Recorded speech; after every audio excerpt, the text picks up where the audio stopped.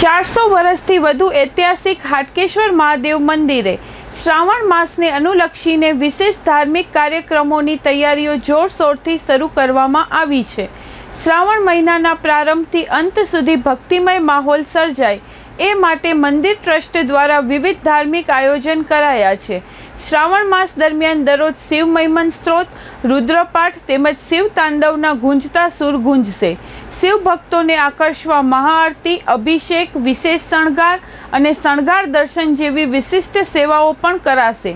મંદિરના મહંત પૂજારી શ્રીએ જણાવ્યું કે શ્રાવણ મહિનો શિવ ભક્તિ માટે અતિ મહત્વનો છે।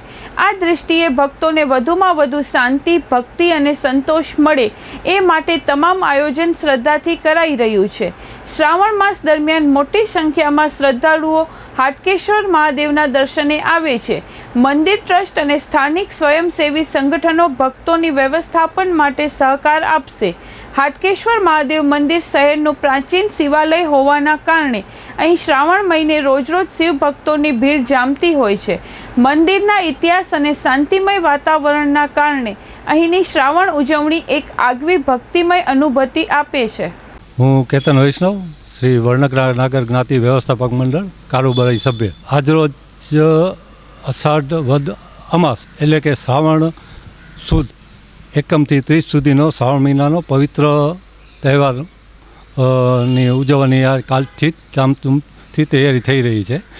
આ શ્રાવણ માસ દરમિયાન 4 સોમવાર એટલે જે 4 સોમવાર આવે છે એ દરમિયાન સાંજે પ્રથમ મહાઆરતી, ત્યારબાદ આરતી અને ત્યારબાદ મહિમન સ્તોત્રનું પઠન કરવામાં આવે છે। તેમજ આખો મહિનો એટલે કે શ્રાવણ માસ આખો મહિનો મહિમન સ્તોત્ર પણ સાંજે જ્ઞાતિજનો દ્વારા અને અન્ય જ્ઞાતિના લોકો પણ આમાં ભાગ લે છે અને ધામધૂમથી ઉજવાય છે। તેમજ શ્રાવણ માસ અમાસ કે જે દિવસે શ્રાવણ માસનો પૂર્ણાહુતિ હવન અમારા જ્ઞાતિના યજમાનો દ્વારા યોજવામાં આવે છે, જે સવારે ગણપતિ પૂજન કર્યા બાદ અને સાંજે એમનું 6 વાગ્યાની આસપાસ બીડું હોમવાનું હોય છે। એટલે સતત અમાસના દિવસે આખો દિવસ આ પ્રસંગનો મહત્વતા વધતી જાય છે। એટલે તમામ જ્ઞાતિજનો અને ઇતર જ્ઞાતિના લોકો પણ આમાં ભાગ લેવા માટે આવતા હોય છે।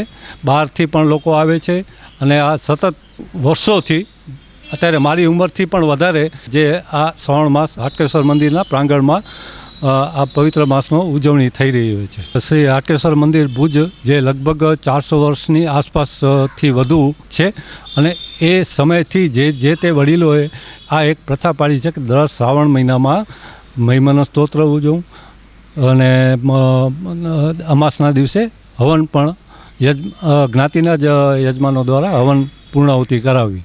તેમજ જ્યારે પણ હવન હોય છે, પૂર્ણાહુતિ હવન હોય છે, એ દરમિયાન હાલના તબક્કામાં એક રુદ્રી ગ્રુપ છે, જેના ઘણા અસંખ્ય સભ્યો છે।